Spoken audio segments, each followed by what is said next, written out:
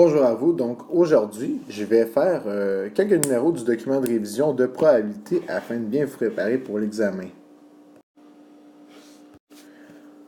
Donc on va commencer par le numéro 3. Le numéro 3, c'est le numéro de casino. Donc Marie-Lisa qui est au casino, mais elle ne sait pas quel jeu choisir. Donc on va déterminer la probabilité de chacun des deux jeux, puis on va pouvoir déterminer lequel de ces deux-là elle est mieux de choisir si elle veut gagner.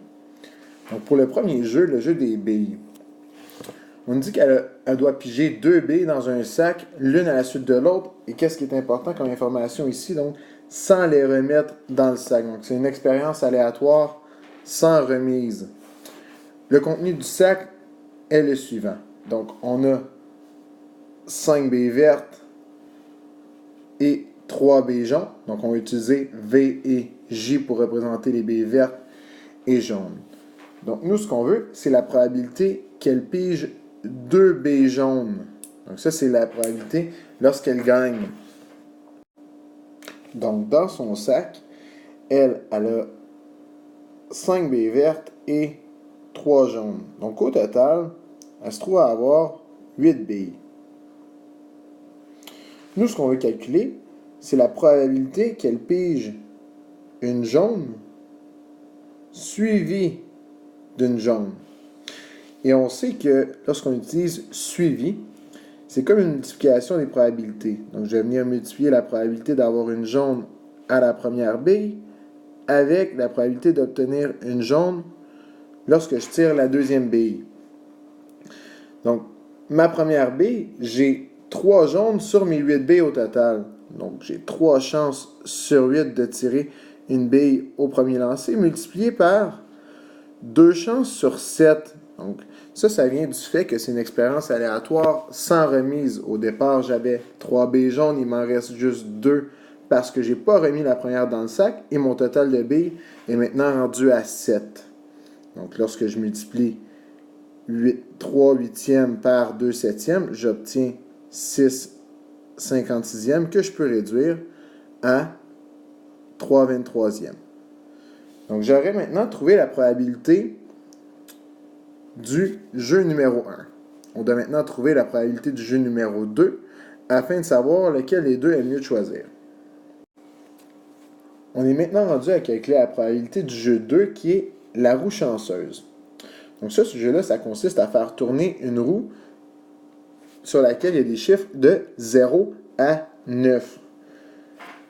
Donc, la seule façon de gagner à ce jeu-là, c'est d'obtenir 2 fois un résultat inférieur à 4. Comment j'écris ça? Donc, c'est la probabilité d'obtenir un nombre plus petit que 4 suivi d'un nombre plus petit que 4. Et on l'a vu comme au dernier numéro, suivi de, ça implique la multiplication des probabilités. Donc, la probabilité d'obtenir 4 lorsque je fais tourner la roulette pour la première fois, multiplié par la probabilité d'obtenir 4, en fait, un nombre plus petit que 4, excusez-moi, au deuxième tour. Donc, la probabilité d'obtenir un nombre plus petit que 4 au premier tour, j'aurai le 0, le 1, le 2 et le 3.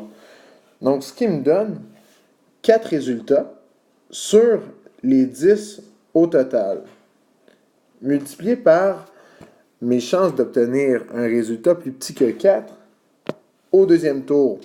Mais ça, c'est une expérience qui est avec remise. En fait, j'ai aucune case de ma roulette qui disparaît.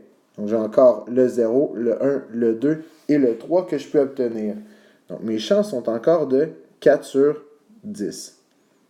Et lorsque je multiplie les deux fractions, ça me donne 16 sur 100, qu'on peut réduire à 4 sur 25. Et on aime ça, les fractions sur 100, ça nous donne directement un pourcentage. Donc, les chances de gagner, c'est de 16%. On est maintenant rendu à l'étape de déterminer quel jeu choisir. On se souvient que le jeu numéro 1, on avait obtenu une probabilité de gagner de 3 chances sur 23. Si on la met en pourcentage, ça nous donne environ 13,04%. Et si on compare au jeu numéro 2, dans lequel on avait 16% des chances de gagner, on est plus avantagé de choisir le jeu numéro 2, donc on a environ 3% de chances de plus de gagner. Donc la réponse serait le jeu numéro 2 car on a plus de chances de gagner. C'est la fin, donc c'est tout pour aujourd'hui. Ce qu'on doit retenir, la probabilité de réussir l'examen si tu as étudié est beaucoup plus grande que la probabilité de réussir l'examen si tu n'as pas étudié. Donc sur ce, bonne étude!